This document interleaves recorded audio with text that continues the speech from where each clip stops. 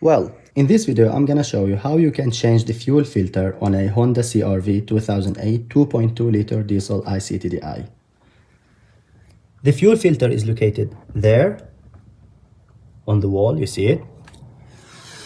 And to get access to that filter, we have to remove a few things: the engine cover and the battery holder and the airbox and the intake hose to the turbo pipe.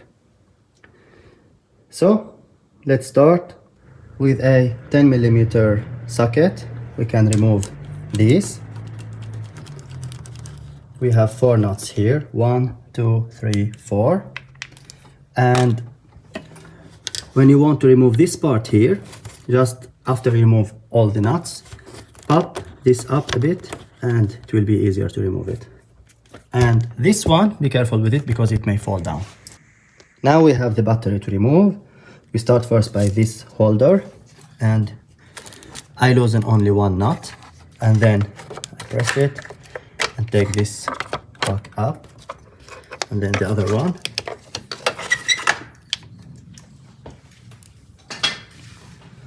Then we have the contacts to the battery. So this is where the battery sits, and this will be connected to the plus line. So you pop it out from here and pull the whole thing. And then we have 1, 2, 3, 4, 5, 6 nuts that are holding the seat in place. So we can remove them.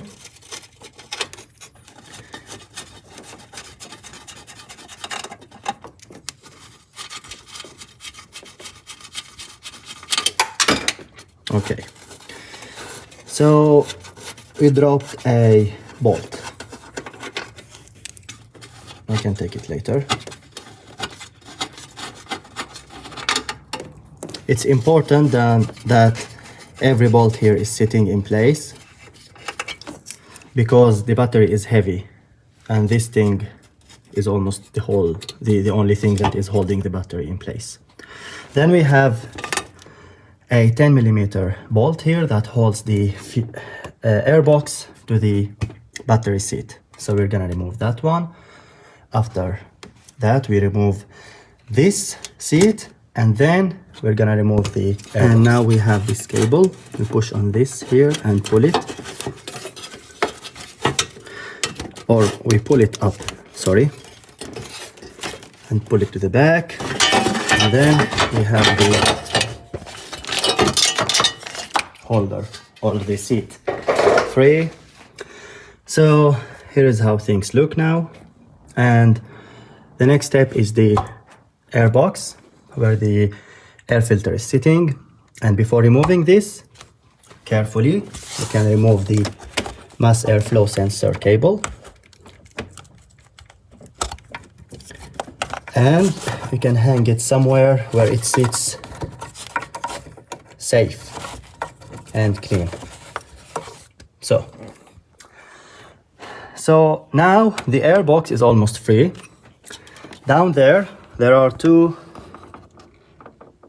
like pins where it sits, and they are surrounded by like rubber. So we're gonna just take this to the upside and it will go free. But before taking this away, we have to remove this here, and this pipe is connected like a curve here. So we're gonna push this like that.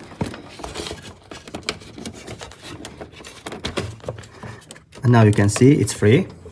And now we have the intake pipe or intake hose to the turbo pipe.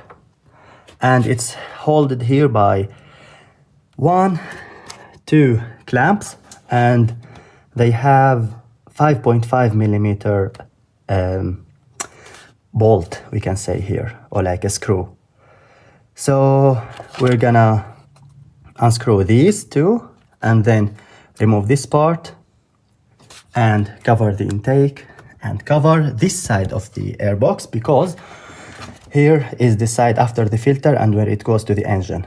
So it has to be clean, and here is the mass airflow sensor. It has also to be clean. Let's see. So I unscrewed the screws and the bolts.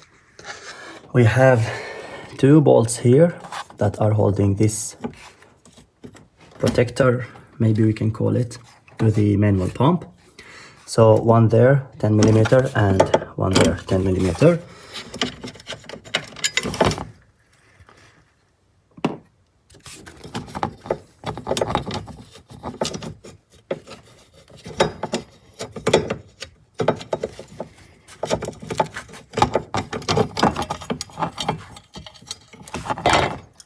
So I'm gonna put them in a safe place. So this is the holder, or the protector, sorry. So now we have the airbox, almost free. The intake pipe, I unscrewed this and this, so you can pop it up from this side. Now it's free. And now from the other side, and put it there. Then I'm gonna cover that with masking tape, so it doesn't get dirty. And here also. So after that, we will have access to the fuel filter. Here is the fuel filter, and it's held by 1, 2, 3 nuts, and these are gonna be removed, and then we can disconnect this one here, and this one, and that one. So 3 contacts, and they don't look similar, so you will not mix them when you put them back. So you don't need to mark them or like that. And then we have 2 fuel lines, and the filter is sitting in this housing, so the whole housing is gonna go out. Let's see. So after disconnecting these 3 contacts here, we have the first line there, and it's gonna leak a bit, so put some towels maybe under. And here is the second line.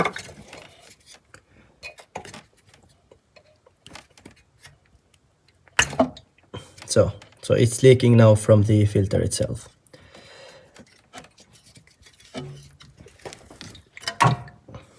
So here is the fuel filter. Let's disassemble this housing now, and you will see how it looks like. Here is the fuel filter out, and it looks like this. So this is gonna be removed from this part, and the whole thing is sitting in the housing by 2 12 millimeter bolts, these ones. And now we're gonna remove this, and this part here is gonna be turned and removed and installed to the new filter. There should come a new rubber gasket inside. Will sit here. I will show you. So let's remove this by turning it to the left. So here are all the parts.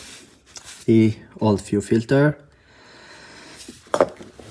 This is the water sensor, and this is the drain for the water. And you can, before like taking this apart, you can open this by hand, and like this small one, or you can open the whole thing also by hand, and drain the diesel as much as you can so it doesn't leak around. So here is the part from the car, and I'm gonna clean this. I'm gonna open this bolt here and clean through here and there and the inside, and then put the new filter. I'm gonna clean this also and this gasket here will be changed. And yeah, you see here it's dirty, so it's gonna be clean before installing.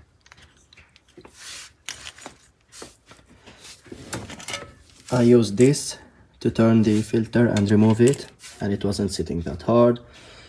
It's like an oil filter almost. So yeah, there are some instructions here.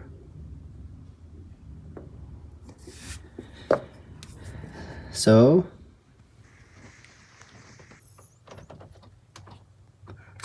now the filter is connected to the fuel lines, but not to the electronic connectors.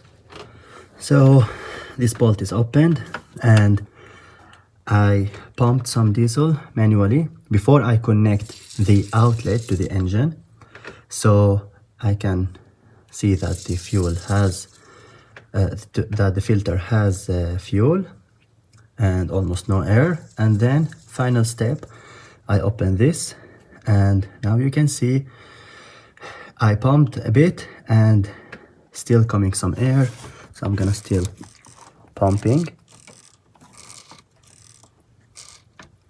It's getting hard,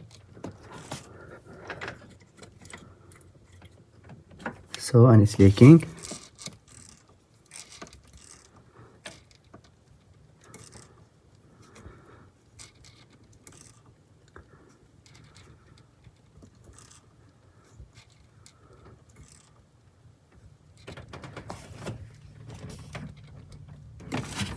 So now I'm gonna tighten it and check for leaks, pump few times more, check for leaks, pump few times more, and check for leaks. And if everything is okay, I'm gonna connect back everything and start. So let's see. So everything is back now and no leaks. So yeah, this is the inlet from this side and the outlet from the other side. So that pipe on the back comes like this and goes to the engine. So yeah, now we're gonna put the nuts there to hold it in place and put back everything together and get that bolt that fault there maybe. And we're gonna see after starting if we see any leaks, then we check again. If not, I keep it on idle for like 5 minutes. I give it few revs and then I check if nothing is leaking, so we are good to go. I'm not gonna put back the engine cover so I can check from the sides for leaks. So everything's back now. I'm gonna pump it a few times until it gets hard.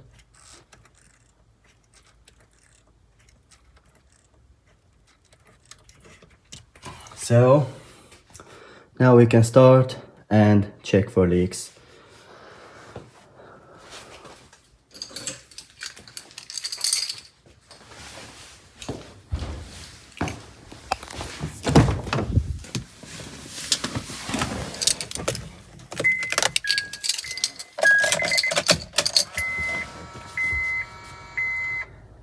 So the stereo will reset and it will require the password. So if you don't have it, it's a problem when you remove the battery.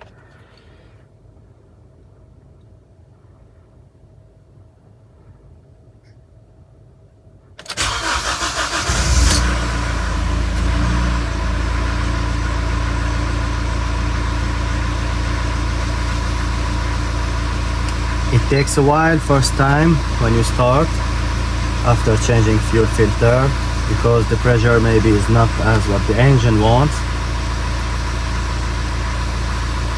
So yeah,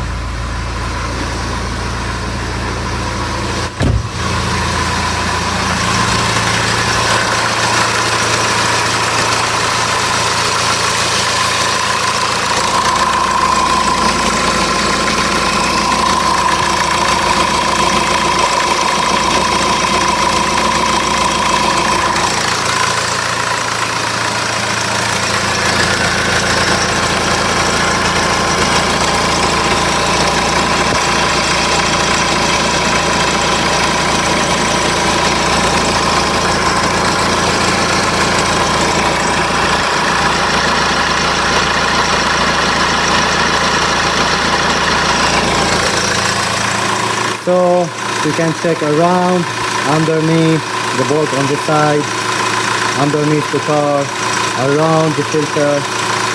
If there is no leak, so you can let it idle also and wait for like 5 minutes.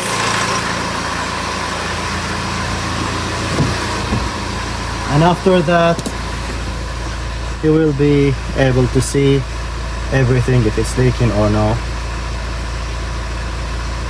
So